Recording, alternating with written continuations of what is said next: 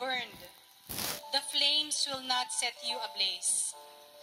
For I am the Lord your God, the Holy One of Israel, your Savior.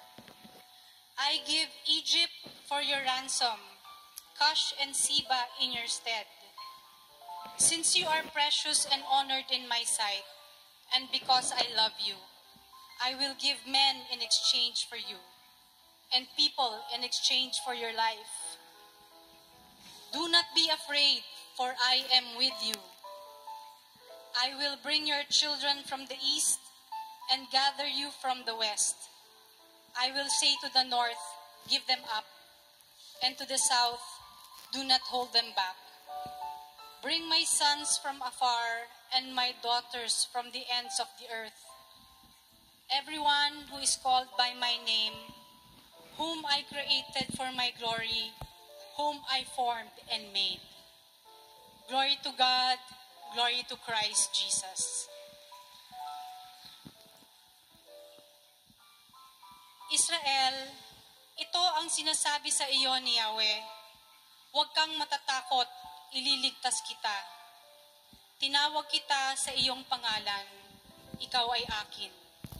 Pag ikaw ay daraan sa karagatan, sasamahan kita.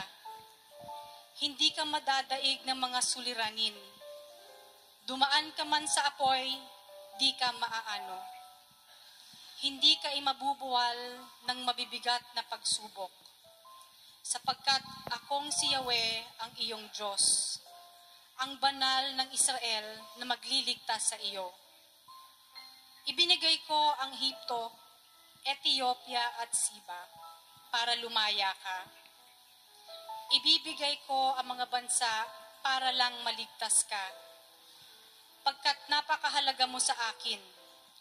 Dahil mahal kita, bibigyan kita ng karangalan. Huwag kang matatakot, ako'y kasama mo. Mula sa dulong silangan hanggang sa kanluran, ay titipunin ko kayo at ibabalik sa dating tahanan.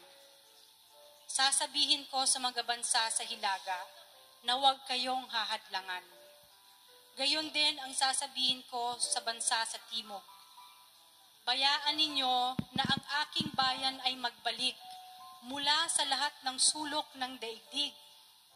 Sila ang aking bayan at aking silang nilalang upang ako'y bigyan ng karangalan. Ito ang salita ng Diyos. Salamat sa Diyos.